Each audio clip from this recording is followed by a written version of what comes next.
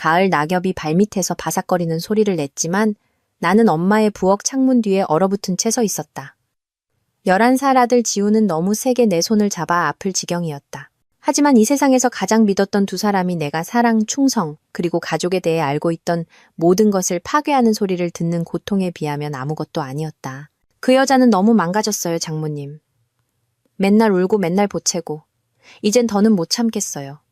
남편 민준의 목소리가 얇은 유리창을 뚫고 내 심장에 칼처럼 밝혔다. 엄마의 웃음소리는 날카롭고 잔인했다. 내가 걔랑 결혼하지 말라고 했지? 너 같은 남자한테는 너무 약하다고, 너무 상처가 많다고 했잖아. 그 말들은 마치 물리적인 타격처럼 나를 덮쳤다. 다리에 힘이 풀렸다. 지우는 무슨 끔찍한 일이 벌어지고 있는지 감지했지만 정확히 이해하지는 못한 채 혼란스러운 눈으로 나를 올려다보았다. 나는 입술에 손가락을 대며 조용히 하라고 신호했다. 우리의 온 세상이 무너져 내리는 순간에도 말이다. 그 여자 아버지 사망보험금 덕분에 한동안은 견딜만 했죠. 하지만 이제 그것도 거의 다 떨어졌어요. 그렇게 한심한 여자한테 다정한 남편 노릇하는 것도 이제 끝이에요. 나는 넘어지지 않으려고 창틀을 꽉 붙잡아야 했다. 보험금, 지우의 대학 등록금을 위해 저축하고 있다고 생각했던 돈, 우리의 미래를 보장해 줄 거라 믿었던 돈, 그는 내내 나를 이용하고 있었던 것이다. 그래서 이제 어쩔 건데? 엄마가 물었다. 그 목소리에는 마치 이 대화를 즐기는 듯한 흥분이 서려 있었다. 이혼할 거예요. 모든 걸 다 빼앗을 거고요. 그 여자는 너무 약하고 망가져서 나한테 대항하지도 못할걸요. 늘 그랬듯이 그냥 울면서 받아들일 거예요. 그 순간 내 안에 무언가가 죽어버렸다. 선함, 사랑, 가족을 여전히 믿었던 나의 일부가. 하지만 그 잿더미 속에서 다른 무언가가 태어났다. 차갑고 계산적인 무언가. 민준과 우리 엄마에게 더 이상 잃을 것이 없는 여자를 과소평가하면 어떤 일이 벌어지는지 똑똑히 가르쳐줄 무언가가. 나는 지우를 창가에서 끌어당겨 조용히 차로 걸어갔다. 내 머릿속은 이미 계획으로 가득 차 있었다. 그들은 내가 약하다고 생각했다. 내가 망가졌다고 생각했다. 그들이 얼마나 틀렸는지 곧 알게 될 것이었다. 석 달 전, 나는 완벽한 삶을 살고 있다고 생각했다. 나 같은 사람에게는 더할 나위 없이 완벽한 삶이었다. 내 이름은 서연이고 나는 32년 인생의 대부분을 내게 일어나는 좋은 일들을 누릴 자격이 없다고 믿으며 살아왔다.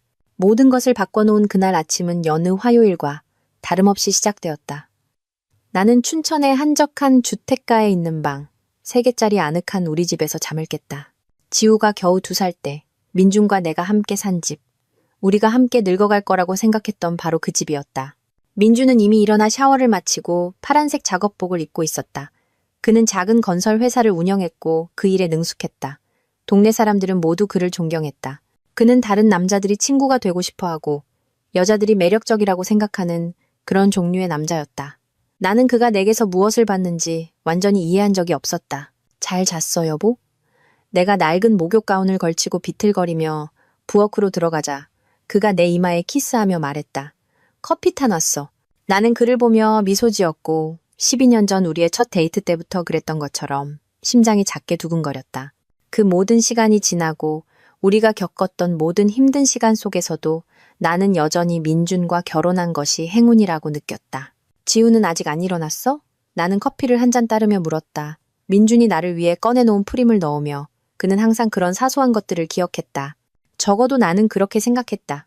아직 자고 있어. 몇 분 있다가 깨워야지. 민준이 시계를 확인했다. 나 오늘부터 큰 공사 시작되거든. 잭슨 시댁 리모델링 공사인데 오늘 밤에 늦을지도 몰라. 나는 그의 긴 근무 시간에 익숙해져 고개를 끄덕였다. 건설업은 예측 불가능했고 특히 춘천 같은 작은 도시에서는 더욱 그랬다. 우리는 함께 있는 시간을 최대한 활용하는 법을 배웠다. 어제 엄마한테서 전화 왔어. 내가 커피를 저으며 말했다. 주말에 우리더러 한번 오라고 하시네. 한동안 못 뵌 것 같아. 민준의 표정이 아주 잠깐 변했다. 그의 눈에 무언가 스쳐 지나갔지만 너무 순식간이어서 내가 착각했다고 생각했다. 그럼 여보, 당신이 원한다면 뭐든지. 돌이켜보면 나는 그 순간에 더 주의를 기울였어야 했다. 그가 동의할 때 목소리가 어떻게 달라졌는지 알아챘어야 했다. 그의 턱이 어떻게 굳어졌는지 봤어야 했다. 하지만 나는 남편과 엄마가 사이좋게 지내는 것에 감사하느라 모든 경고 신호를 놓치고 말았다. 그때 지우가 부엌으로 뛰어들어왔다. 그의 검은 머리는 사방으로 뻗쳐 있었다. 11살인 그는 팔다리가 길쭉했고 너무 빨리 자라서 맞는 옷을 사주기가 버거울 정도였다. 좋은 아침 엄마. 좋은 아침 아빠. 그는 식탁 위에 놓인 토스트 한 조각을 집어들고 크게 한 입 베어 물었다. 천천히 먹어, 아들. 내가 웃으며 말했다. 아침 식사 도망 안 가. 민준이 지우의 머리를 헝클었다. 엄마 말씀 잘 들어, 아들. 엄마가 하시는 말씀은 다 맞는 말이야. 그가 너무나 따뜻하고 다정하게 말하는 방식에 내 가슴은 감정으로 벅차올랐다. 이것이 내 가족이었다. 이 두 사람이 내 세상의 전부였다. 그들이 없다면 나는 아무것도 아니었다. 적어도 나는 그렇게 믿었다. 그리고 민주는 평소처럼 현관에서 키스와 사랑해라는 말을 남기고 출근했다. 지우는 제 시간에 학교 버스를 탔다. 그리고 나는 집을 청소하고 빨래를 하고 도서관 파트타임 일을 갈 준비를 하는 평소의 일과에 들어갔다. 나는 도서관에서 일하는 것을 좋아했다. 조용하고 평화로웠고 책이 내 인생을 바꾼 것처럼 다른 사람들의 인생을 바꿀지도 모르는 책을 찾는 것을 도와줄 수 있었다. 엄마가 내 모든 행동을 비난하던 집에서 자라면서 독서는 나의 탈출구였다. 책들은 나에게 다른 삶의 방식, 다른 존재의 방식이 있다는 것을 보여주었다. 내가 도착했을 때 내 상사인 김 관장님은 반납된 책들을 서가에 꽂고 계셨다. 좋은 아침이에요, 서연 씨. 오늘 좋아 보이네요. 김 관장님은 나를 가치 있게 느끼게 해주는 몇 안 되는 사람 중 한 분이셨다. 그녀는 60대였고 친절한 눈과 내가 가져보지 못한 할머니를 떠올리게 하는 부드러운 말투를 가졌다. 감사합니다, 관장님. 주말은 어떻게 보내셨어요? 아주 좋았지. 손자가 놀러 왔었거든. 지우랑 나이가 비슷할 텐데. 언제 한번 만나게 해줘야겠어. 나는 미소 지으며 고개를 끄덕였지만 속으로는 익숙한 불안감이 휘감았다. 다른 가족들과 약속을 잡는다는 것은 그들이 내가 얼마나 망가졌는지 보게 될 위험을 감수하는 것을 의미했다. 지우가 나를 부끄러워하면 어쩌지? 다른 부모들이 내가 부족하다고 생각하면 어쩌지? 오전은 조용히 지나갔다. 나는 어린 엄마가 아기를 위한 그림책을 찾는 것을 도왔고 한 노신사가 족보 연구를 위해 자료 찾는 것을 보조했으며 새로 들어온 소설들을 정리했다. 단순한 일들이었지만 그것들은 나를 유용하게 느끼게 해주었다. 어린이 섹션을 재정리하고 있을 때 나는 김 관장님이 안내 데스크에서 다른 사서인 민지 씨와 이야기하는 것을 우연히 들었다. 어제 점심때쯤 식당에서 민준 씨 봤어. 민지 씨가 말했다. 박희숙 여사님이랑 같이 있던데. 내가 보기엔 꽤 다정해 보이던데. 내 손이 들고 있던 책 위에서 멈췄다. 박희숙은 우리 엄마의 이름이었다. 정말? 김 관장님은 놀란 듯한 목소리였다. 그렇게 친한 사이인 줄은 몰랐네. 오, 아주 친해 보이던데요. 민지 씨는 사람들이 무언가를 노골적으로 말하지 않고 암시할 때 사용하는 그런 톤으로 말했다. 심장이 더 빨리 뛰기 시작했다. 분명 아무것도 아닌 일일 것이다. 어쩌면 민준이 어디선가 엄마를 우연히 만나 점심을 먹기로 했을 수도 있다. 어쩌면 나를 위한 깜짝 파티를 계획하고 있었을지도 모른다. 하지만 어쨌든 차가운 무언가가 뱃속에 자리 잡았다. 그날 남은 시간 동안 일에 집중하려고 노력했지만 민지 씨의 말이 계속 머릿속에서 맴돌았다. 내가 보기엔 꽤 다정해 보이던데? 학교에서 지우를 데리고 올 때 아빠를 보러 공사 현장에 가볼까 하고 물어볼 뻔했지만 무언가가 나를 막았다. 정확히 이름 붙일 수 없는 어떤 감정이었다. 그날 저녁 민주는 거의 십시가 다 되어 집에 돌아왔다. 그는 피곤해 보였고 옷은 일 때문에 먼지투성이었다. 미안해 여보, 힘든 하루였어. 그는 내 뺨에 재빨리 키스하고 샤워하러 갔다. 잭슨 시대 공사는 어땠어? 내가 물었다. 좋았어. 아주 좋았지. 몇 주 동안은 바쁠 것 같아. 하지만 창밖을 내다봤을 때 나는 그의 트럭이 완전히 깨끗하다는 것을 알아차렸다. 먼지도 흙도 그가 온종일 건설 일을 한 것처럼 보이는 것은 아무것도 없었다. 그날 밤 민준이 내 옆에서 잠들었을 때 나는 천장을 바라보며 내 마음속에 스며드는 생각들을 떨쳐내려고 애썼다. 민준은 나를 사랑했다. 그는 나를 선택했다. 우리는 좋은 삶을 함께하고 있었다. 하지만 한번 뿌리내린 의심은 죽이기 어려웠다. 그 후 몇 주는 이상한 안개 속에서 지나갔다. 표면적으로는 모든 것이 정상처럼 보였다. 민주는 일하러 갔고 지우는 학교에 갔고 나는 도서관에 갔다. 우리는 대부분의 저녁을 함께 먹었다. 주말에는 가족이 함께 TV를 보았다. 하지만 그 밑바닥에서는 무언가가 바뀌어 있었다. 나는 전에 전혀 알아차리지 못했던 것들에 주의를 기울이기 시작했다. 민준이 대화 중에 때때로 산만해 보이는 방식. 그가 화장실에 갈 때조차 휴대전화를 가지고 다니기 시작한 것. 그가 비밀번호를 바꾸고 사용할 때 화면을 내게서 멀리 기울이는 사실. 사소한 것들, 순진한 설명이 가능할 수도 있는 것들이었지만 그것들은 쌓여만 갔다. 나는 또한 엄마에 대해서도 이상한 점들을 알아차리기 시작했다. 그녀가 내가 말해주지 않은 민준의 일에 대한 세부 사항을 항상 알고 있는 것 같았다. 내가 전화할 때마다 지우나 나보다 민준에 대해 먼저 묻는 방식. 민준이는 그 큰 공사 잘 감당하고 있니? 그녀가 묻곤 했다. 하지만 나는 그녀에게 어떤 큰 공사에 대해서도 말한 적이 없었다. 민준에게 그 얘기를 꺼내자 그는 그저 어깨를 으쓱했다. 아마 동네에서 들었겠지.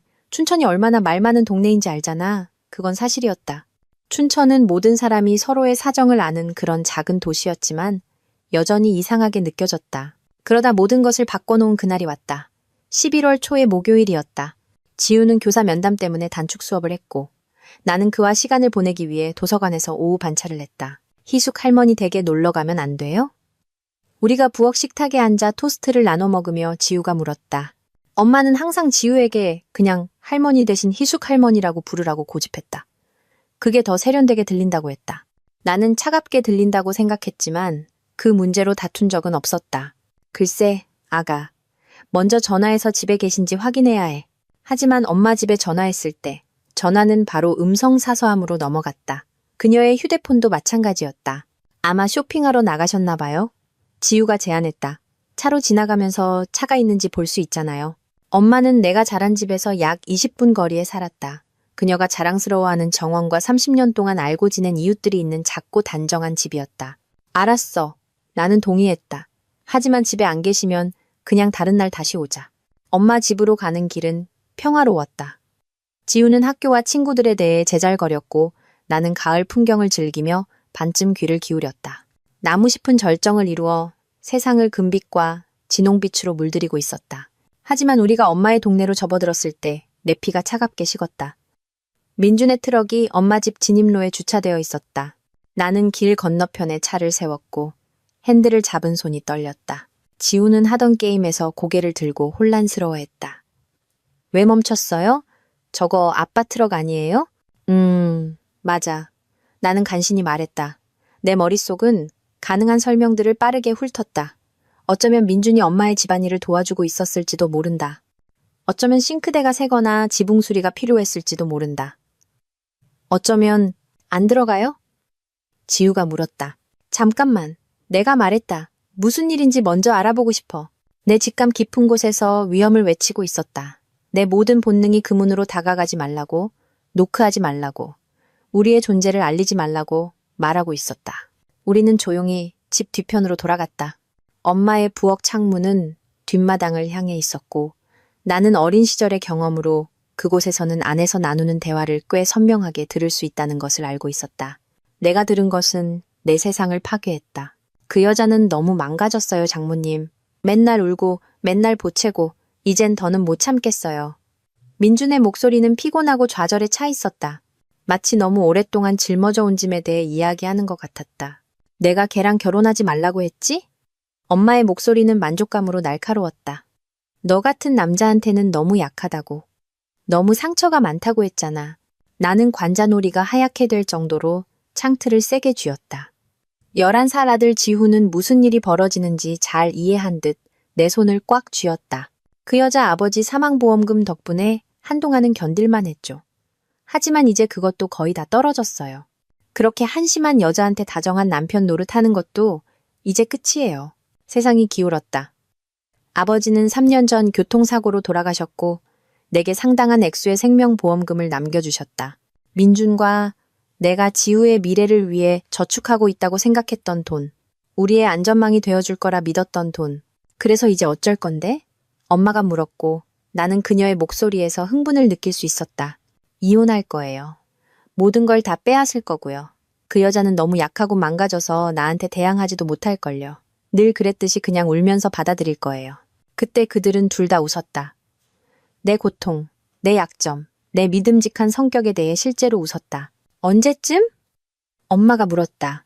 아마 연휴 지나고. 지우 크리스마스는 망치고 싶지 않아요. 그 아이는 그럴 자격이 없으니까. 넌 너무 마음이 약해. 엄마가 말했다. 걔는 태어난 날부터 실망스러웠어. 지 아빠처럼 약해 빠져가지고 그래도 그 양반은 착하게 죽어서 돈이라도 남겨줬잖아. 그때 내 안에 무언가가 끊어졌다. 부서진 게 아니라 너무 오래 잡아당긴 고무줄처럼 끊어졌다. 아버지는 책을 사랑하고 내게 사랑받을 자격이 있다고 가르쳐준 친절하고 온화한 분이셨다. 엄마는 내 어린 시절 내내 나를 다른 아이들과 불리하게 비교하며 내가 어떤 좋은 것을 위해서도 충분히 똑똑하지도 예쁘지도 강하지도 않다고 말했다. 나는 그녀를 믿었다.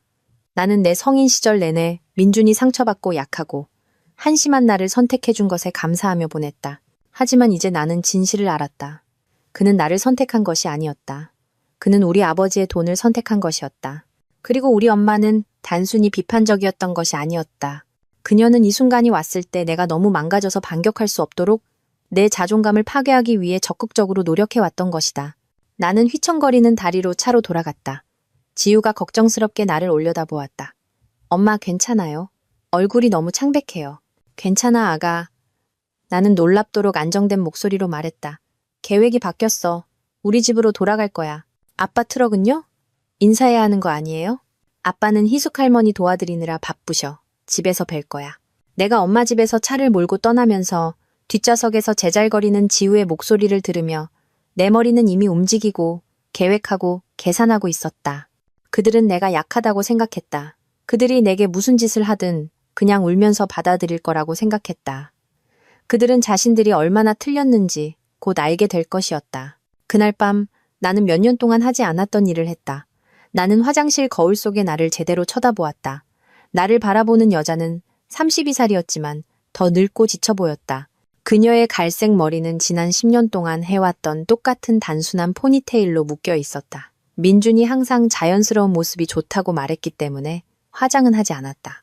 다른 어떤 옷은 내가 받을 자격이 없는 관심을 구하는 것처럼 느껴졌기 때문에 실용적이고 수수한 옷을 입었다.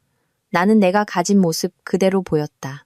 평생을 작고 조용하고 사람들이 던져주는 사랑의 부스러기에 감사하며 살려고 노력해온 여자. 하지만 내 평범한 갈색 눈 뒤에는 새로운 무언가가 타오르고 있었다. 너무 오랫동안 잠자고 있었던 무언가가. 민주는 늘 그랬듯 11시쯤 집에 돌아왔다. 그는 내 뺨에 키스하고 내 하루에 대해 묻고 내일의 바쁜 일정에 대해 이야기했다. 완벽한 남편 연기였다. 그날 밤 민준이 잠든 후 나는 일어나 우리 집 서재로 갔다. 우리는 모든 재정 기록을 그곳의 파일 캐비닛에 보관했다. 내가 돈 문제에 너무 감정적이라 다룰 수 없었기 때문에 민준이 전적으로 처리했던 기록들이었다. 내가 발견한 것은 상상했던 것보다 더 나빴다. 아버지의 사망보험금, 지우의 대학 등록금이 되어야 할 2억 원이 거의 사라져 있었다. 7천만 원은 내가 모르는 계좌로 이체되었다. 또 다른 4천만 원은 지난 6개월 동안 현금으로 인출되었다. 나머지는 말이 안 되는 곳에 쓰였다. 한 번도 한 적 없는 집 수리비로 2천만 원. 민준의 건설회사를 위한 사업 장비로 1,500만 원. 그 외에도 내가 확인할 수 없는 수천만 원의 지출이 있었다. 나는 동이 틀 때까지 그 서재에 앉아 모든 서류, 모든 명세서, 모든 영수증을 훑어보며 내가 얼마나 철저히 배신당했는지에 대한 그림을 그려나갔다. 해가 뜰 무렵 나는 세 가지를 확실히 알게 되었다. 첫째, 민주는 몇 달 동안 체계적으로 내 돈을 훔쳐왔고 아마도 그의 탈출 전략을 계획하고 있었을 것이다. 둘째, 우리 엄마는 처음부터 그 일에 가담했다. 통화 기록은 그들 사이에 수십 통의 전화가 오갔음을 보여주었고 종종 민준이 일하고 있다고 내게 말했던 시간 동안이었다. 그리고 셋째, 그들은 나를 심각하게 과소평가했다. 다음 날 아침 나는 아주 오랜만에 하지 않았던 일을 했다. 나는 회사에 병가를 냈다.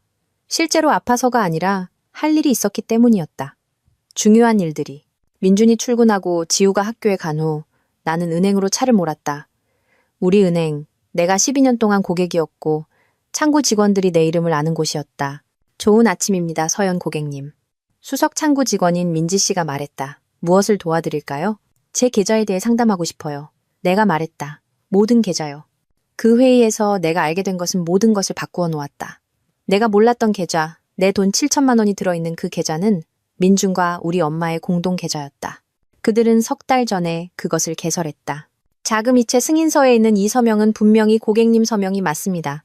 은행 지점장인 박 부장님이 설명했다. 하지만 이 서류에 서명한 기억이 없으시다면 이제 기억나요? 나는 매끄럽게 거짓말을 했다. 그냥 잔액을 확인하고 싶었어요. 박 부장님은 안도하는 표정을 지었다. 은행은 가족 분쟁을 싫어한다. 특히 큰돈이 관련된 경우는 더욱 그렇다. 하지만 나는 이것을 은행의 문제로 만들지 않을 작정이었다. 나는 이 문제를 스스로 처리할 것이었다. 나의 다음 목적지는 도서관이었지만 일하러 간 것은 아니었다. 나는 우리 집 컴퓨터로 추적될 수 없는 조사를 위해 컴퓨터를 사용해야 했다. 나는 우리 주의 이혼법, 재산 분할과 자녀, 양육권, 그리고 한 배우자가 다른 배우자가 돈을 숨겨왔다는 것을 증명할 수 있을 때 어떤 일이 일어나는지에 대해 몇 시간 동안 배웠다. 하지만 더 중요하게는 나는 다른 종류의 법에 대해 배웠다. 사기, 횡령, 절도와 관련된 법. 배우자 사이라도 허락 없이 계좌에서 돈을 가져가는 것은 그 돈이 기만을 통해 얻어졌다는 것을 증명할 수 있다면 여전히 절도였다. 그리고 나는 그것을 증명할 수 있었다. 학교에서 지우를 데리러 갈 때쯤 나는 계획의 윤곽을 잡았다. 단지 내 돈을 되찾는 것뿐만 아니라 민준과 우리 엄마가 내게 한 짓에 대한 대가를 치르게 하는 계획. 하지만 나는 영리해야 했다. 그들은 내가 약하고 감정적이라고 생각했다. 그것이 나의 가장 큰 이점이 될 것이었다. 오늘 학교는 어땠어? 내가 집으로 운전하며 지우에게 물었다. 좋았어요. 역사 시간에 임진왜란에 대해 배웠어요.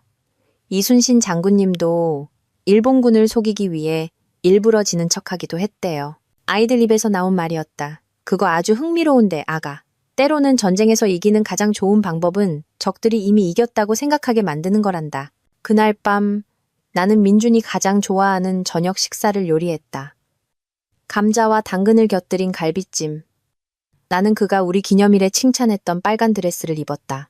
나는 그의 농담에 미소 짓고 웃었으며 진심으로 보이는 관심으로 그의 하루에 대해 물었다. 오늘 행복해 보이네. 그가 손을 뻗어 내 손을 쥐며 말했다. 행복해. 내가 말했다. 그리고 그것은 완전히 거짓말은 아니었다. 몇 달 만에 처음으로 나는 목적, 계획, 아침에 일어날 이유가 있었다. 생각해봤는데 내가 말을 이었다. 이번 주말에 엄마를 저녁 식사에 초대하는 게 어떨까? 다 같이 시간 보낸 지 꽤 된 것 같아. 민준의 눈에 무언가 스쳐 지나갔다. 그거 좋은 생각인데 여보. 희숙 장모님도 아주 좋아하실 거야. 희숙 장모님. 평소처럼 어머님이나 장모님이 아니었다. 희숙 장모님, 마치 그들이 가깝고 서로를 잘 아는 것처럼. 물론 그랬지만 내일 전화해볼게. 내가 말했다. 그날 밤 민준이 내 옆에서 잠들었을 때 나는 천장을 바라보며 계획을 세웠다.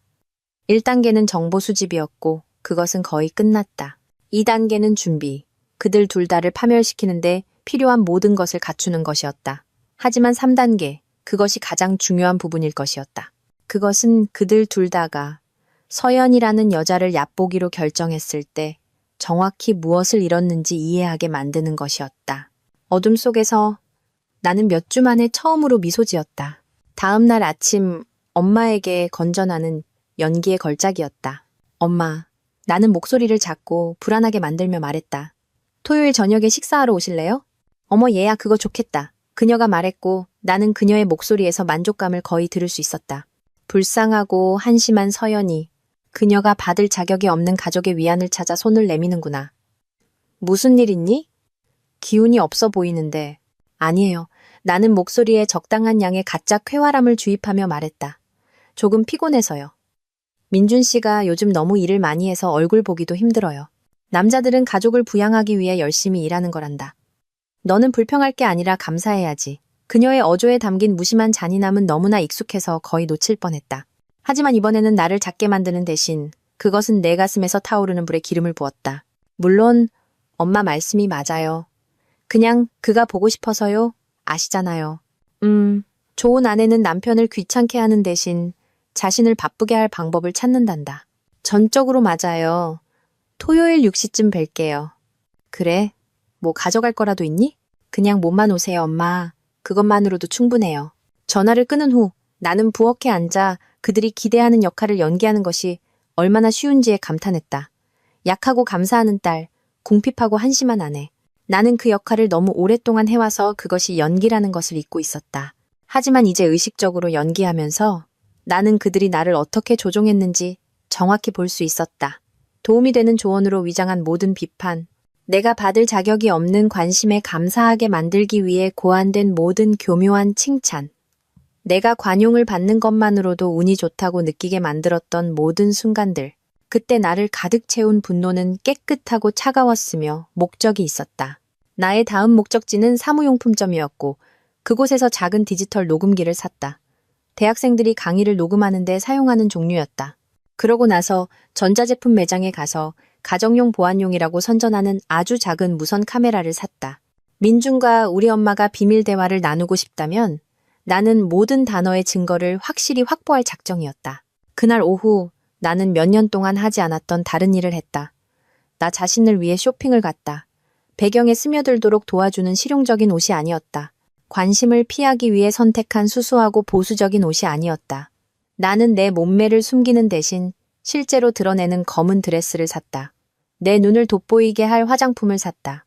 심지어 나를 더 키가 크고 자신감 있게 만들어주는 하이힐 한 켤레도 샀다. 탈의실 거울 속의 여자는 낯선 사람처럼 보였다. 인생에서 좋은 것을 받을 자격이 있을지도 모르는 누군가처럼. 집에 돌아와서는 새로 산 물건들을 옷장 뒤편에 숨기고 예전의 서연으로 돌아갔다. 적어도 겉으로는. 토요일은 금방 왔다. 나는 이전 수백 번처럼 집을 청소하고 저녁을 준비하며 하루를 보냈다. 하지만 이번에는 장비를 설치하는데도 시간을 보냈다. 무선 카메라는 것을 벽난로 위장식품으로 위장해 놓았다. 디지털 녹음기는 이미 켜놓은 채 주머니에 넣었다. 민주는 오시 30분에 퇴근했고 엄마가 도착하기 전에 준비할 시간을 겨우 맞출 수 있었다. 예쁘네. 그가 부엌에서 갈비찜을 확인하는 나를 보고 말했다. 나는 평범한 바지와 수수한 스웨터, 내 성격이나 상황에 어떤 변화도 암시하지 않는 예전, 옷 중 하나를 입고 있었다. 고마워. 나는 항상 그랬던 것처럼 그에게 미소 지으며 말했다. 마치 그의 인정이 세상에서 가장 중요한 것인 것처럼. 엄마는 정확히 6시에 도착했다. 와인 한 병을 들고 내가 보통 1년 동안 옷에 쓰는 돈보다 더 비싼 옷을 입고 있었다. 그녀는 나를 껴안고 뺨에 키스하며 사랑스러운 엄마의 모습을 보여주었다. 서연아, 피곤해 보인다. 잠은 충분히 자니? 첫 번째 공격이 외가적 정밀함으로 전달되었다. 걱정으로 위장한 비판, 나를 자의식 과잉과 부적절하게 느끼게 만들기 위해 고안된 것이었다. 괜찮아요, 엄마. 지우랑 일이랑 이것저것 바빠서요. 옛말에 여자의 일은 끝이 없다고 하잖니. 그녀는 웃으며 민준에게 와인을 건넸다. 안녕하세요, 민준 서방. 언제나처럼 멋지네. 그녀가 내 남편을 보는 방식은 내 피부를 소름 돋게 만들었다. 그녀의 시선에는 소유욕이 있었고 소유권을 암시하는 무언가가 있었다. 하지만 나는 미소 지으며 와인에 감사하고 아무 일 없는 것처럼 저녁을 차렸다. 저녁 식사 중에 대화는 고문이었다. 엄마와 민주는 내가 보지 않는다고 생각할 때 서로 눈짓을 교환했다. 그들은 내가 모르는 그들만의 농담을 했다. 그들은 내가 모르는 사람들과 사건들에 대해 이야기하며 그들이 이런 것들을 사적으로 논의한다는 것을 분명히 했다. 아, 민준 서방. 엄마가 어느 순간 말했다. 시청과의 그 허가 문제는 해결했어? 내 피가 차갑게 식었다. 민주는 내게 어떤 허가 문제도 언급하지 않았지만 그는 이것이 그들이 전에 논의했던 주제인 것처럼 쉽게 대답했다. 네, 장모님, 드디어 처리했습니다. 신경 써주셔서 감사해요. 무슨 허가 문제? 내가 순진하게 물었다. 그냥 일이야, 여보. 걱정할 것 없어. 하지만 엄마는 그가 말하는 허가 문제가 무엇인지 정확히 아는 것처럼 고개를 끄덕이고 있었다. 저녁 식사 후 나는 디저트를 가지러 부엌으로 간다고 양해를 구했다. 내가 없는 동안 나는 그들이 식당에서 낮은 목소리로 이야기하는 것을 들을 수 있었다. 단어는 알아들을 수 없었지만 그 톤은 친밀하고 익숙했다. 내가 파일을 가지고 돌아왔을 때 그들은 내가 들어오기 전보다 더 가까이 있었던 것처럼 조금 너무 멀리 떨어져 앉아 있었다. 이거 정말 맛있겠다, 여보. 민준이 말했지만 그의 미소는 어색해 보였다. 그날 저녁에 나머지는 잡담과 가짜 미소의 흐릿함 속에서 지나갔다. 엄마는 9시쯤 또 다른 포옹과 키스를 남기고 떠났는데 그 느낌은 내 피부에 산처럼 느껴졌다. 즐거운 저녁 고마워, 얘야. 우리 더 자주 봐야겠어. 물론이죠. 나는 동의했다. 가족은 정말 중요하니까요. 그녀가 떠난 후 민주는 내가 설거지하는 것을 도왔다. 장모님이 즐거워하시는 것 같네. 그가 말했다. 그러셨죠? 두 분이 사이가 좋아서 기뻐요. 좋은 분이시지. 당신을 잘 키우셨어. 거짓말이 그에게는 너무나 쉽게 나왔다. 그 무심한 기만은 그 완전함에 있어 숨이 막힐 정도였다. 그날 밤 나는 민준이 잠자는 소리를 들으며 침대에 누워 복수의 다음 단계를 계획했다. 이제 증거가 있었다. 그들이 나에게서 숨긴 것들에 대해 비밀스러운 논의를 하고 있다는 것을 분명히 해줄 녹음된 대화. 그들의 신체 언어와 상호작용의 비디오 영상. 하지만 나는 더 많은 것이 필요했다. 나는 금융절도의 증거가 필요했다. 나는 그들의 불륜에 대한 문서가 필요했다. 왜냐하면 나는 이제 이것이 바로 그것이라고 확신했기 때문이다. 가장 중요한 것은 나는 그들이 스스로를 완전히 범죄에 연루시키게 할 필요가 있었다. 그리고 나는 그것을 어떻게 해야 할지 정확히 알고 있었다. 기회는 예상보다 빨리 찾아왔다. 다음 수요일, 민주는 다시 늦게까지 일할 것이라고 발표했다. 잭슨 시댁 공사 마감일이 촉박해서 그가 아침 식사 때 내 이마에 키스하며 말했다. 자정 넘어서야 집에 올지도 몰라. 하지만 점심시간에 내가 잭슨 씨 댁을 지나갔을 때 거기에는 작업 트럭이 없었다. 건설 활동의 흔적도 없었다. 그날 저녁 지우가 잠자리에 든 후 나는 한 달 전만 해도 불가능해 보였던 일을 했다. 나는 차를 타고 민준이 장비를 보관하는 공사 현장으로 갔다. 그의 트럭은 거기에 없었고 불은 꺼져 있었으며 활동의 흔적도 없었다. 거기서부터 나는 엄마 집으로 차를 몰았다. 민준의 트럭이 그녀의 진입로에 있었다. 이번에는 준비가 되어 있었다. 나는 2블록 떨어진 곳에 주차하고 그림자를 따라 걸어 돌아왔다. 한 주머니에는 디지털 녹음기가, 다른 주머니에는 필요할 경우 사진을 찍을 준비가 된 휴대폰이 있었다. 그날 밤 내가 엿들은 대화는 그들의 관에 박는 마지막 못이었다. 언제 그 여자한테 말할 거야? 엄마의 목소리는 조바심으로 날카로웠다. 크리스마스 지나고 지우한테는 좋은 크리스마스를 만들어주겠다고 약속했으니까. 넌 너무 마음이 약해. 걘 그런 배려를 받을 자격이 없어. 봐요, 장모님. 빨리 이 일을 끝내고 싶어 하시는 건 알지만 제 아들도 생각해야 해요. 네 아들은 그 한심한 여자가 발목 잡는 것 없이 사는 게 더 나을 거야. 너희 둘 다. 긴 침묵이 흘렀다. 그러고 나서 민준의 목소리가 다시 들렸다. 더 조용하게. 가끔 생각해봐요. 내가 그 여자를 선택하는 대신 처음부터 당신을 선택했더라면 우리 삶이 어땠을까 하고. 엄마의 웃음소리는 낮고 만족스러웠다. 늦었다고 생각할 때가 가장 빠른 법이지, 자기. 일단 그 여자한테서 자유로워지면 우린 마침내 원래 그랬어야 했던 것처럼 함께할 수 있을 거야. 원래 그랬어야 했던 것처럼. 그 말들은 물리적인 타격처럼 나를 쳤다. 이것은 단지 돈이나 편의의 문제가 아니었다. 그들은 내내 사랑에 빠져 있었던 것이다. 내 남편과 우리 엄마. 남은 돈은 어떻게 가져올지 생각해봤어? 엄마가 물었다. 대부분은 이미 우리 계좌로 옮겼어요. 그 여자는 너무 믿음이 강해서 내가 내미는 서류는 뭐든지 서명하거든? 집은 좀 더 손이 가겠지만 내가 담보대출 서류에 그 여자 서명을 위조하고 있어요. 내가 이혼 소송을 제기할 때쯤이면 그녀가 싸워서 가져갈 수 있는 건 아무것도 없을 거예요. 지우는? 내가 양육권을 가져올 거예요. 우울증과 정신 불안정 병력이 있는 여자한테. 누가 아이를 맡기겠어요? 걔가 그런 병력이 있어? 민준의 웃음은 차가웠다. 내 변호사가 사건을 만들고 나면 그렇게 될 거예요. 조각들이 역겨운 명료함으로 제자리를 찾았다. 민준이 내 불안증에 대해 상담사를 만나보라고 격려했던 방식. 그가 내 감정적인 폭발을 기록해왔던 방식. 내가 울거나 좌절했던 어떤 정상적인 사람이라면 겪었을 순간들. 그는 몇 달, 어쩌면 몇 년 동안 나에 대한 소송을 준비해왔고 나를 부적격한 엄마로 묘사할 서류상의 흔적을 만들어왔던 것이다. 나는 그들의 대화를 20분 더 녹음했고 내 평판을 파괴하고 내 자산을 훔치고 내 아이를 빼앗으려는 그들의 계획을 기록했다. 내가 그 집에서 몰래 빠져나왔을 때쯤 나는 그들 둘 다를 파묻을 충분한 증거를 가지고 있었다. 하지만 나는 아직 끝나지 않았다. 다음 날 아침 나는 3통의 전화를 걸었다. 첫 번째는 옆 동네의 이혼 전문 변호사에게였다. 민준이 모르는 우리 지역 사회와 아무런 관련이 없는 사람이었다. 배우자의 금융사기를 문서화하고 이혼 전략을 계획해야 합니다. 나는 그녀에게 말했다. 그리고 제가 진행할 준비가 될 때까지 절대적인 비밀 유지가 필요합니다. 최수진이라는 이름의 날카로운 변호사는 그날 오후에 나를 만나기로 동의했다. 두 번째 전화는 최 변호사가 추천해준 사설 탐정에게였다. 불륜 사건과 금융범죄를 전문으로 하는 사람이었다. 세 번째 전화는 내 은행에였지만 박 부장님이 아니라 사기 사건을 담당하는 그의 상사인 이 팀장에게였다. 남편이 금융 서류에 제 서명을 위조해 온 것 같습니다. 나는 그녀에게 말했다. 이것을 문서화해야 하지만 그가 제가 조사하고 있다는 것을 알게 하고 싶지 않아요. 이 팀장은 전문적이고 동정적이었다. 그 점은 확실히 도와드릴 수 있습니다. 서영 고객님. 언제쯤 오실 수 있으세요? 목요일 오후까지.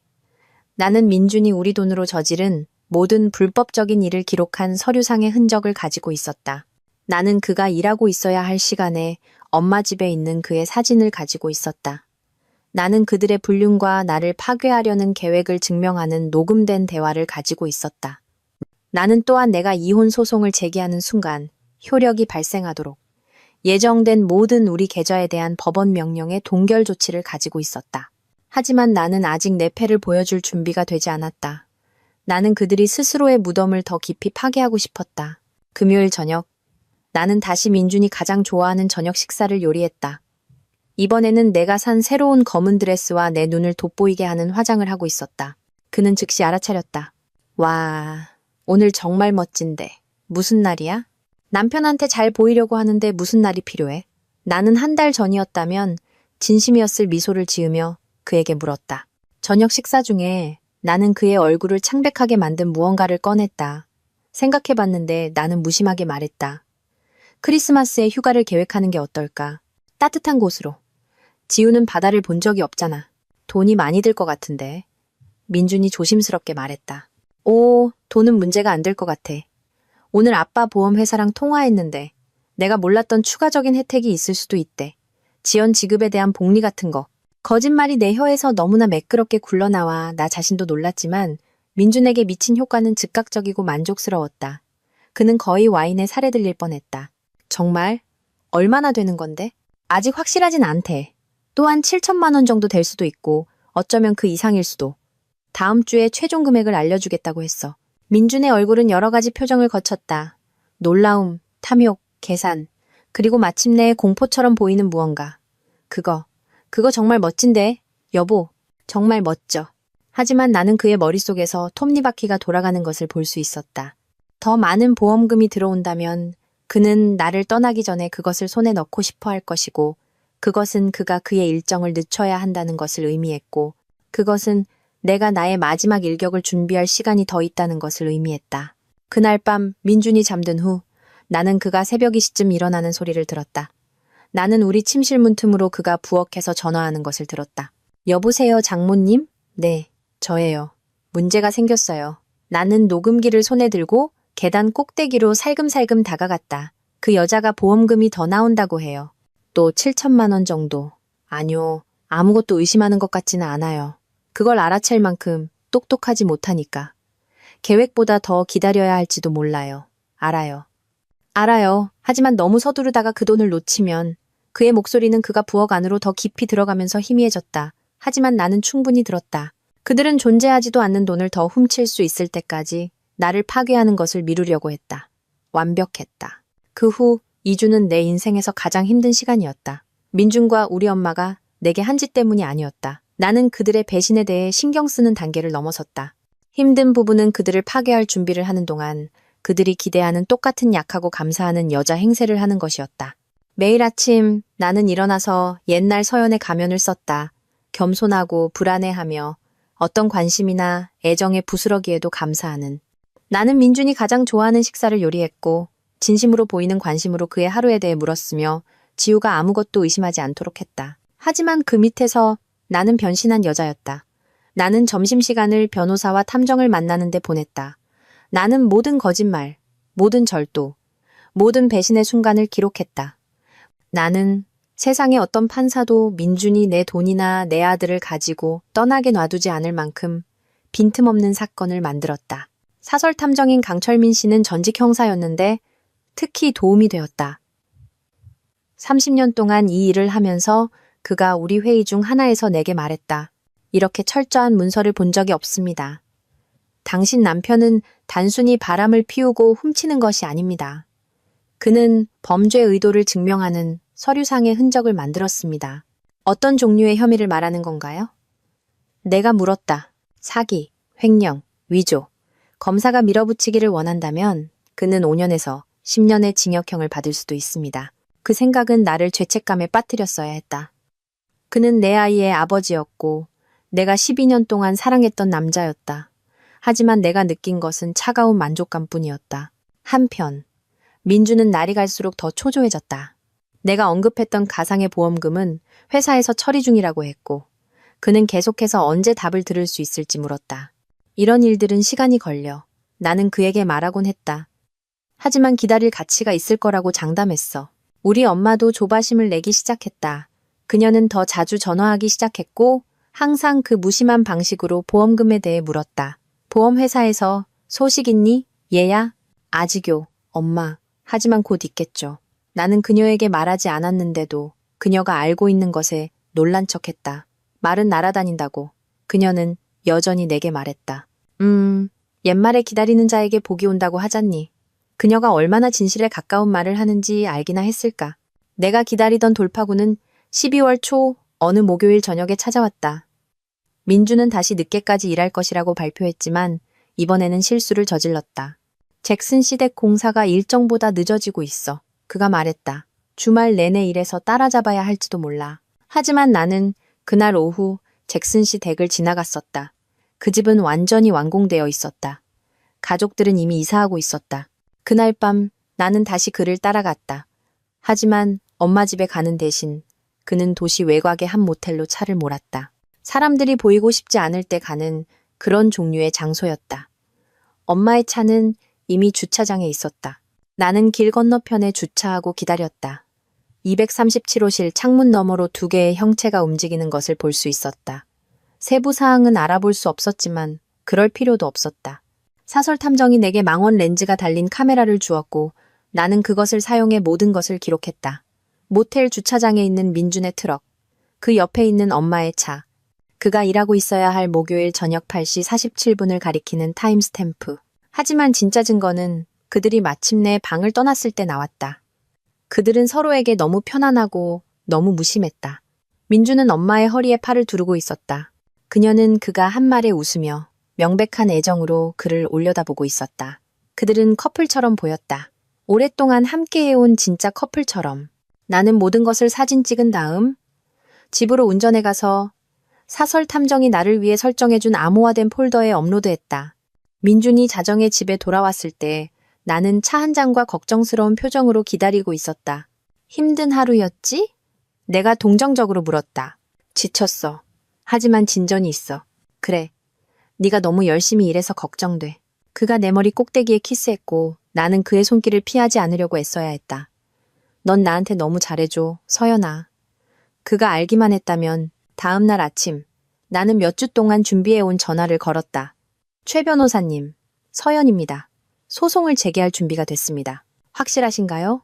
일단 이 과정을 시작하면 되돌릴 수 없습니다. 확실해요. 오늘 소송을 제기하고 싶고 계좌 동결이 즉시 효력을 발휘하기를 원합니다.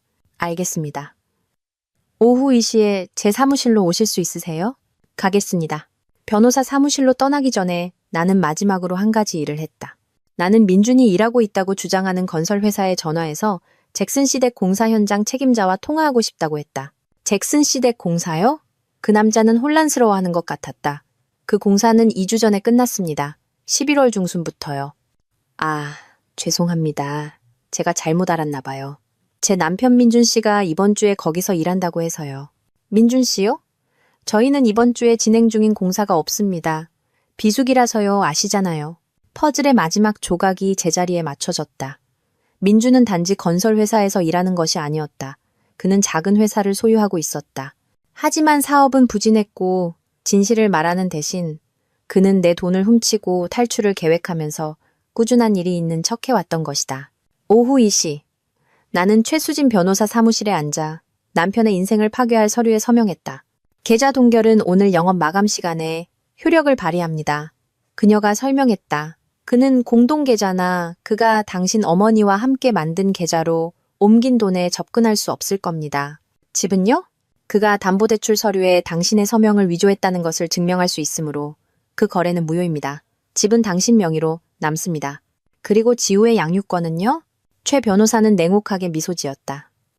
금융사기와 당신이 기록한 심리적 조작의 증거를 고려할 때 그가 양육권을 얻을 가능성은 거의 없다고 봅니다. 기껏해야 감독하에 면접 교섭권 정도겠죠? 다음엔 어떻게 되나요? 그는 내일 아침에 소장을 받게 될 겁니다. 그가 어떻게 반응할지 보기 전까지는 집에 계시지 않는 것이 좋겠습니다. 지우를 데리고 안전한 곳으로 가세요. 형사 고소는요? 그건 당신에게 달렸습니다. 증거가 워낙 강력해서 지방검사가 기소하고 싶다면 분명히 기소할 겁니다. 나는 나를 정신적으로 불안정하게 만들어 내 아이를 훔치려던 민준의 계획을 생각했다. 엄마의 무심한 잔인함과 내 고통 속에서의 그녀의 기쁨을 생각했다. 수년간의 조작과 거짓말을 생각했다. 고소해주세요. 내가 말했다. 모든 혐의로요. 그날 저녁 나는 옛 서연으로서의 마지막 연기를 펼쳤다. 나는 저녁을 요리하고 지우의 숙제를 도와주고 모든 것이 정상인 것처럼 행동했다. 민주는 산만했고 아마도 오지 않을 보험금에 대해 걱정하고 있었을 것이다. 지우가 잠자리에 든 후 나는 민준과 함께 소파에 앉아 TV를 보았다. 우리가 수천 번 했던 것처럼 우리 삶이 참 좋다. 나는 그의 옆에 웅크리며 말했다. 나도 그래 여보. 나도. 거짓말이 그에게는 너무나 쉽게 나왔다.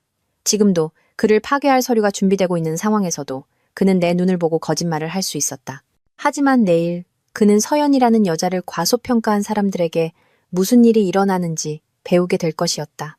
금요일 아침 나는 어릴 적 이후로 느껴보지 못했던 기대감으로 새벽에 잠에서 깼다. 오늘이 모든 것이 바뀌는 날이었다. 나는 지우를 위해 아침을 만들고 평소처럼 학교 갈 준비를 시켰다. 민주는 이미 그의 가짜 직장으로 떠났고 그것은 아마도 그가 나를 파괴할 계획을 계속하기 위해 엄마 집에 갔다는 것을 의미했다. 오전 8시 30분. 나는 지우를 학교에 데려다주고 평소보다 더 오래 껴안아 주었다. 정말 많이 사랑해, 아가. 나는 그에게 말했다. 나도 사랑해요, 엄마. 괜찮아요? 요즘 좀 달라 보여요. 똑똑한 아이. 때로는 자기 자신에게 너무 똑똑한 아이. 괜찮아, 아가. 괜찮고 말고 모든 게 다 잘 될 거야. 지우를 내려준 후 나는 시내 건너편의 한 커피숍으로 차를 몰고 가서 기다렸다. 최 변호사는 법원 집행관이 오전 9시에서 10시 사이에 서류를 전달할 것이라고 문자를 보냈다. 9시 47분 내 전화가 울렸다. 서연 씨, 춘천경찰서의 김경희입니다. 남편분께서 저희에게 전화해달라고 요청하셨습니다. 심장이 뛰기 시작했지만 나는 목소리를 차분하게 유지했다. 무슨 일이죠, 경희님? 부인. 남편분께서 오늘 아침에 법적 서류를 받으셨는데 그분이 꽤 화가 나셨습니다. 부인에 대해 심각한 비난을 하고 계셔서 저희가 부인의 입장을 듣고 싶어서요. 어떤 종류의 비난이요?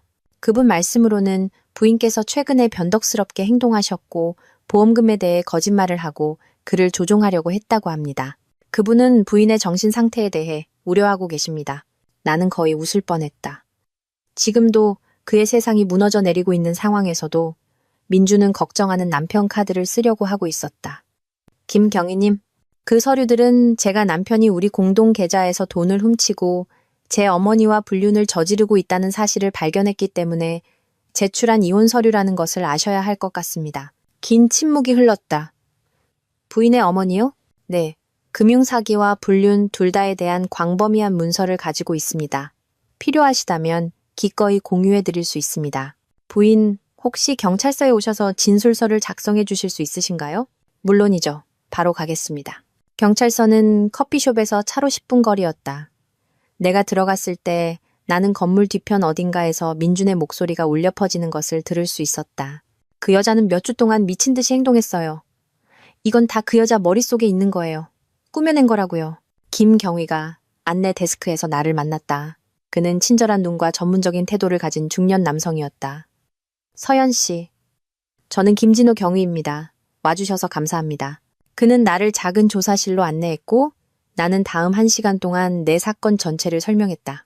민준의 절도를 보여주는 금융 기록, 그가 엄마와 함께 모텔에 있는 사진, 나를 파괴하려는 그들의 대화 녹음.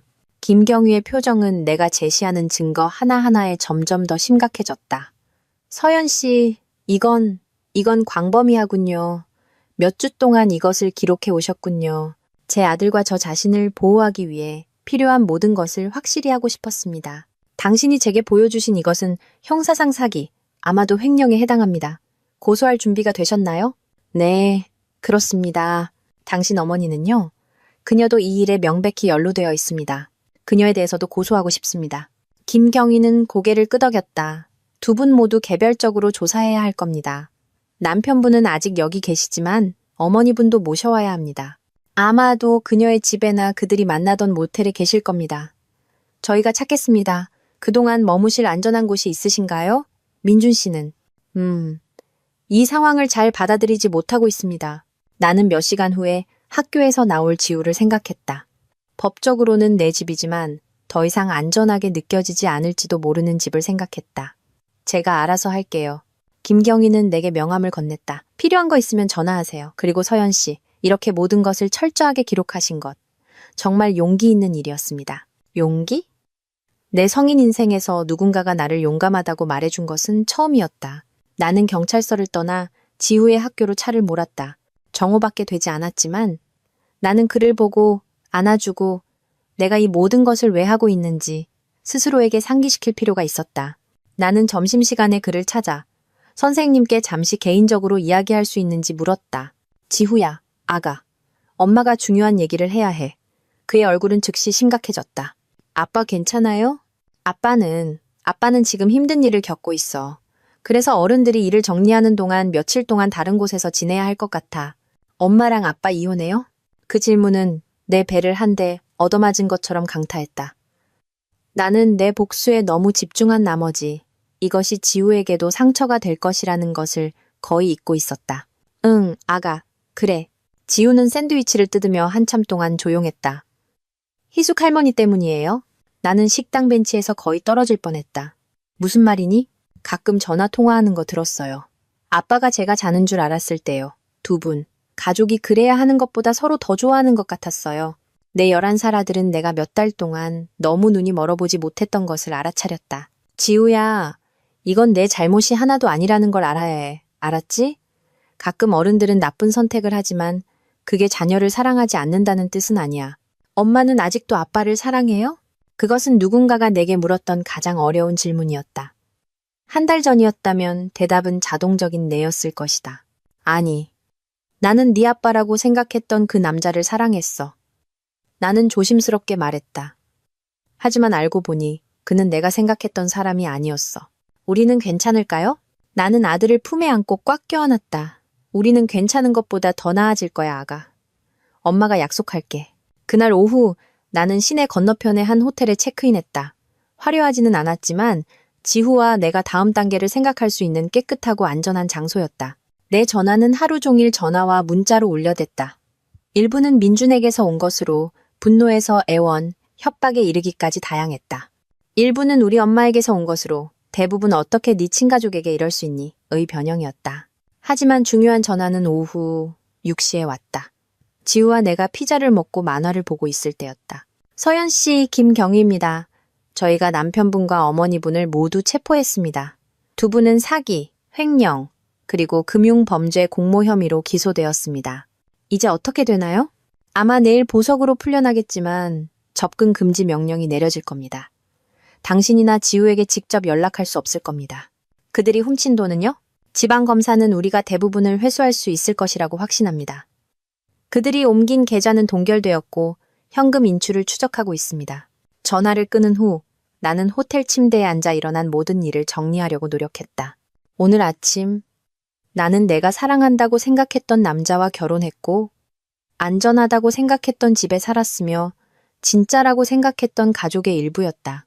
오늘 밤 나는 이혼했고 남편과 엄마는 감옥에 있었으며 내 모든 삶은 정교한 거짓말로 드러났다. 하지만 몇 년 만에 처음으로 나는 자유를 느꼈다. 지우가 만화에서 고개를 들었다. 엄마, 울어요? 나는 내 얼굴을 만졌고 내가 울고 있다는 것을 깨달았다. 하지만 그것은 슬픔의 눈물이 아니었다. 괜찮아, 아가. 이건 행복의 눈물이야. 행복의 눈물이요? 가끔 어른들은 행복할 때 울어. 마침내 자신을 아프게 하던 것에서 자유로워졌을 때. 지우는 이것을 심각하게 고려했다. 우리 이제 자유로워요?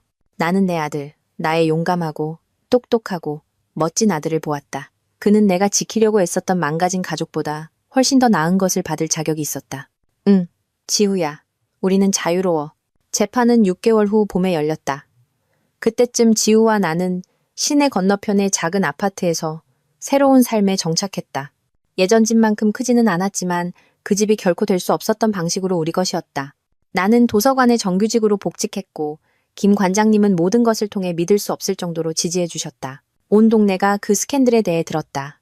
물론 춘천 같은 곳에서는 그런 소식이 산불보다 빨리 퍼진다. 하지만 내가 예상했던 판단과 동정 대신 대부분의 사람들은 놀랍게도 지지적이었다. 다른 여자들이 수년에 걸쳐 민준의 부적절한 행동에 대한 자신들의 이야기를 가지고 나섰다. 건설업계의 남자들은 민준의 사업이 그가 나에게서 훔치기 시작하기 몇 달 전부터 실패하고 있었다고 밝혔다. 더욱 놀라운 것은 여러 사람들이 그들이 우리 엄마를 결코 좋아한 적이 없었고 그녀에게 차가운 무언가가 있다고 항상 생각했다고 언급했다.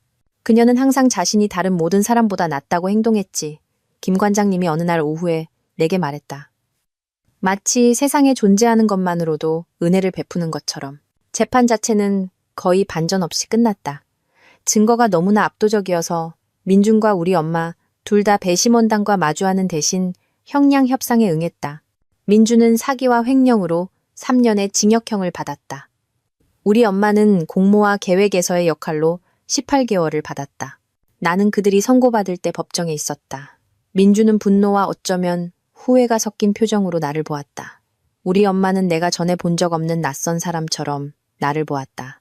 그들 중 누구도 사과한 적이 없었다. 재정적 회복은 더 오래 걸렸지만 최수진 변호사는 내가 지불한 모든 돈의 가치가 있다는 것을 증명했다. 우리는 훔친 돈의 거의 전부와 손해배상금을 회수했다. 집은 빨리 팔렸고 민준이 훔칠 수 없었던 보험금과 함께 지우와 나는 우리가 이전에 있었던 것보다 재정적으로 더 안정된 자신을 발견했다. 하지만 돈이 진정한 승리는 아니었다. 진정한 승리는 그것을 위해 싸우는 과정에서 내가 된 것이었다. 선고 다음 날 나는 전에 해본 적 없는 일을 했다. 나는 미용실에 가서 완전한 변신을 요청했다. 아무도 함부로 대할 수 없는 사람처럼 보이고 싶어요. 나는 보라색 줄무늬 머리에 친절한 눈을 가진 크리스탈이라는 젊은 스타일리스트에게 말했다. 그녀가 끝냈을 때 거울에서 나를 바라보는 여자는 자신감 있고 강하고 아름다웠다. 다른 사람을 기쁘게 하려고 노력해서가 아니라 마침내 자신의 가치를 알았기 때문이었다. 그날 저녁, 지우와 나는 축하하기 위해 저녁을 먹으러 나갔다. 화려하지는 않았지만 시내 식당이었지만 내 인생에서 가장 중요한 식사처럼 느껴졌다. 엄마, 달라 보여요. 지우가 치즈버거를 먹으며 말했다. 어떻게 다른데? 더 행복해 보여요. 이제 아무것도 두려워하지 않는 것처럼요. 나는 두렵지 않아. 나는 그것을 말하면서 깨달았다. 내 인생에서 처음으로 나는 두렵지 않아. 아빠랑 같이 살지 않아서 기뻐요? 그것은 어려운 질문이었지만 나는 정직하게 대답했다. 네 아빠가 한 선택들은 슬프지만 그 선택들이 우리를 더 다치게 하기 전에 그에게서 벗어난 것은 기뻐. 언젠가 다시 결혼할 거예요? 나는 웃었다. 모르겠어, 아가. 어쩌면. 하지만 만약 한다면 그건 나를 있는 그대로 굉장하다고 생각하는 사람일 거야. 엄마는 굉장해요. 엄마는 내가 아는 사람 중에 제일 강한 사람이에요.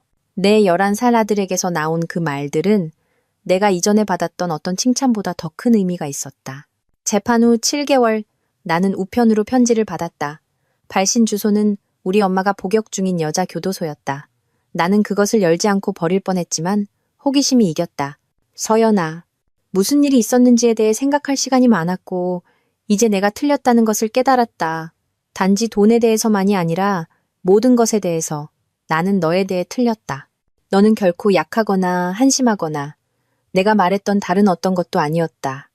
너는 단지 믿음이 강했고 나는 그 믿음을 이용했다. 나는 민준에 대해서도 틀렸다.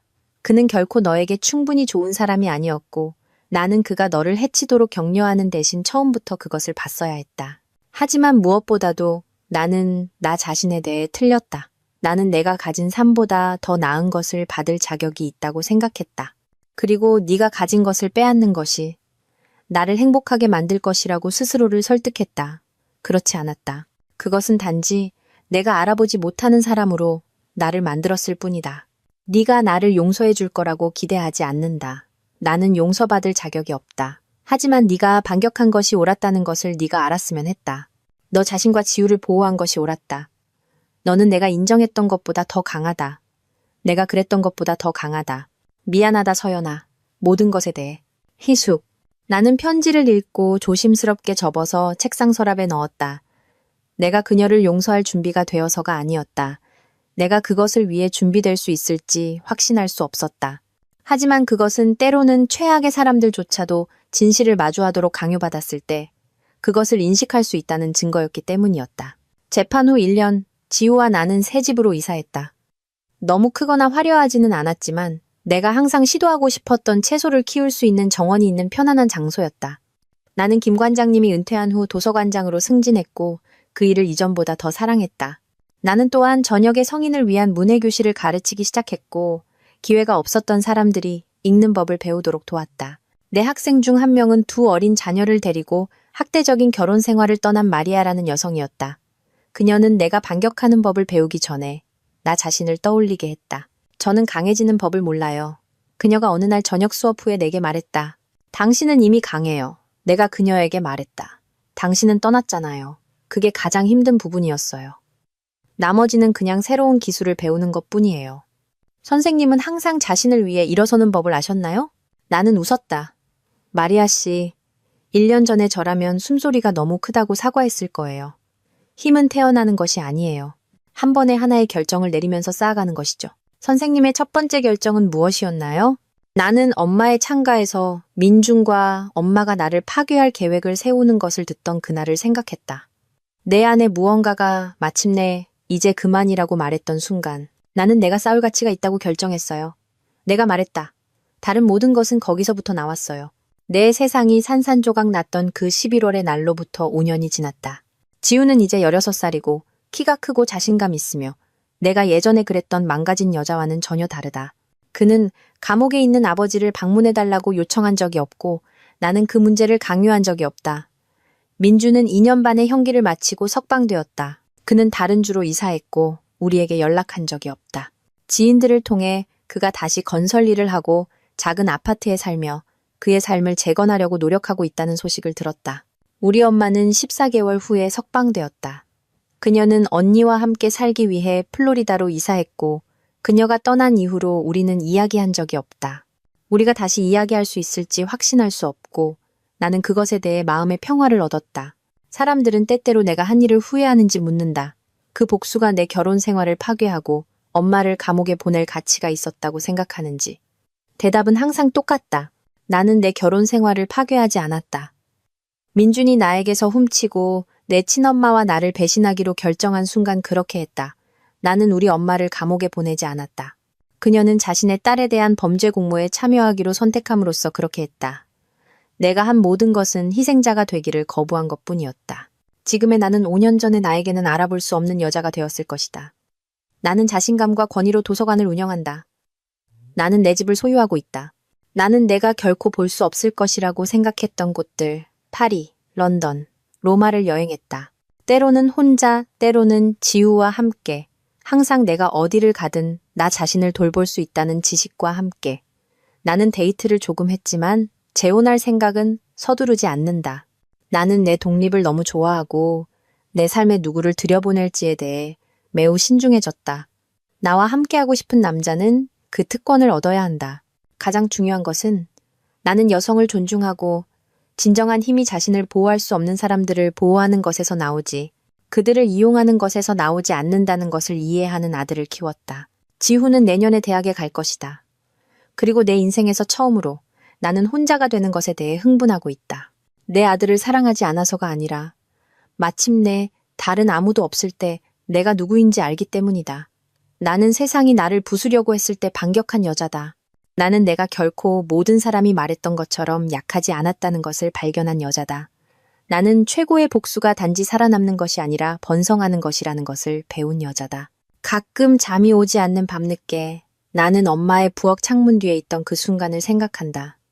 내가 가장 사랑했던 두 사람이 나를 파괴할 계획을 세우는 것을 들었던 순간, 그것은 내 인생에서 최악의 순간이었다. 그것은 또한 내가 항상 되어야 했던 여자가 되기 시작한 순간이기도 했다. 그들은 자신들이 나를 파괴하고 있다고 생각했다. 대신 그들은 나를 자유롭게 했다. 그리고 그것은 내가 남은 평생 감사하며 살아갈 선물이다.